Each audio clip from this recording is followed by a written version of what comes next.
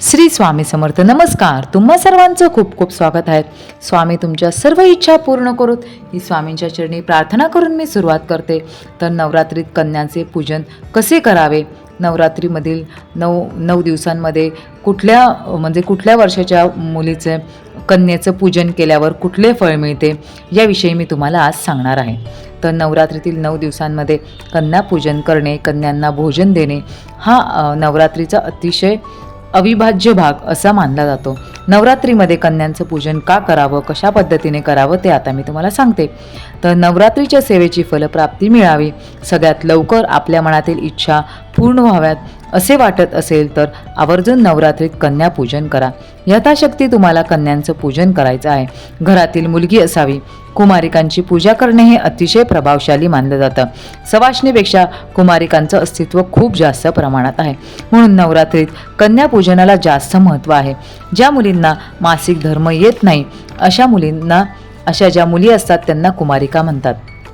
आणि त्या मुली ज्या असतात त्या कुमारिकांना आपल्याला जेवू घालणे जर शक्य होत नसेल, त्यांना म्हणजे ज्या नोकरीसाठी जात असतील, जॉबसाठी जात असतील, ज्यांना वेळ नसेल, त्यांनी मुलींना एक कपभर दूध द्या, फळ द्या. त्यांना ज्या गोष्टी आवडतात त्या वस्तू त्यांना दिल्या तरी त्या लहान मुली खुश होऊन जातील. लहान मुलींना काय आवडतं ते द्यावे. मुलगी म्हटले तर मेहंदीचे कोन, रुमाल, क्लिपा, गजरा, बांगड्या, टिकलीचे पाकिट ह्या गोष्टी मुलींना आवडतात. एखादी पर्स दिली तरी चालणार आहे. ह्या गोष्टी तुम्ही मुलींना आणून देऊ शकता. ह्यातील एखादी जरी वस्तू जरी दिली तरी खूप छान आहे. ती मुलगी म्हणजे ती कुमारिका खुश होऊन जाईल.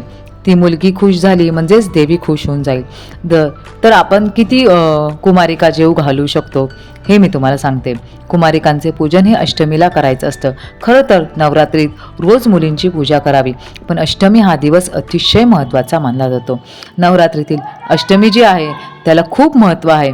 तर अष्टमी व नवमी ह्या 2 दिवसात कुमारिका पूजन करायचं आहे. विषम संकेत कुमारिकांचं पूजन करायचं आहे. मग 1 घ्या, 3 घ्या, 5 घ्या, 7 घ्या, 9 घ्या किंवा 11 घ्या.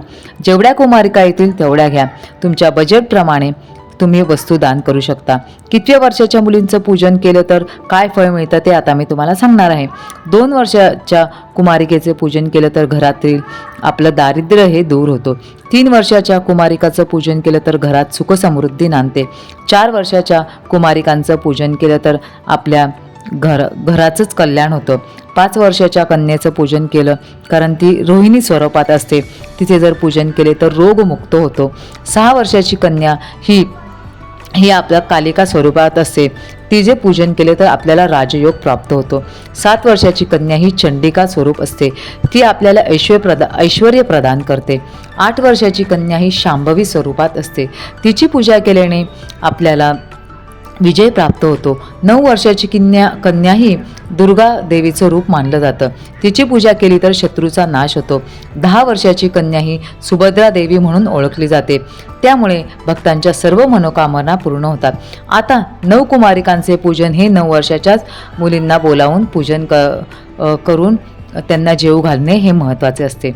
असं नाही की 2 वर्षाची मुलगी पाहिजे, 3 वर्षाचीच मुलगी पाहिजे, 4 वर्षाचीच पाहिजे, 6 वर्षाचीच पाहिजे. ज्या मिळतील त्यांना देवी स्वरूपात मानून तुम्हाला त्यांची पूजा करायची आहे. कन्यांचं पूजन करताना त्यांचे पाय धुवायचे असतात. तुमच्याकडे ज्या कन्या येणार आहेत त्यांचे तुम्ही पाय धुवून घ्यायचे आहेत. एका मोठ्या ताटामध्ये मुलींचे पाय म्हणजे ताट घ्यायचं, त्याच्यामध्ये पाय ठेवायचे. नंतर पाय धुवून घेणे, नंतर ते पाय धुवून घ्यायचे. जरासं कोमट पाणी करून त्या मुलींचे पाय धुवून घ्यायचे, नंतर कोरडे करून घ्यायचे व नंतर त्या पायावर स्वस्तिक काढायचे आहे. काही लोक नुसता एक हळदी कुंकवाचं बोटसुद्धा लावतात, ते तुमच्यावर आहे. दोन्ही करू शकता किंवा दोन्हीपैकी एक गोष्ट करावी. नवरात्रीतला ज्या घरात कन्यांचं पूजन केलं जातं तिथे अखंड लक्ष्मी नांदते. काही नाही जमले तर कमीत कमी दूध तरी त्या मुलींना द्यावे. त्यानंतर त्यांचा आपल्याला मान सन्मान करायचा असतो. सगळ्यात महत्त्वाचं त्यांच्या डोक्यावर आपल्याला ओढणी ठेवायची, म्हणजे ज्याला चुंदरी असे म्हणतात. मग कन्येला हळदी कुंकू लावून घ्यावे. काही वस्तू जमत नसेल तर एखादा रुमाल दिला तरी चालतो. त्याचबरोबर जे काही द्यायचं आहे ते द्या. मेहंदीच्या कोणाला महत्त्व आहे. एखादं फळ द्यावं, कोणत्याही वस्तू द्यावी. कन्यांचं पूजन करताना 1 नारळ ओटीत घालायचं आहे व त्या कन्येला नमस्कार करायचा आहे. खूप साध्या पद्धतीने कन्येचं पूजन करावं.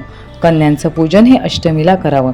सकाळी करा, दुपारी करा, संध्याकाळी करा, पण त्याला खूप महत्त्व आहे. कुठल्याही वेळी केलं तरी चालणार आहे.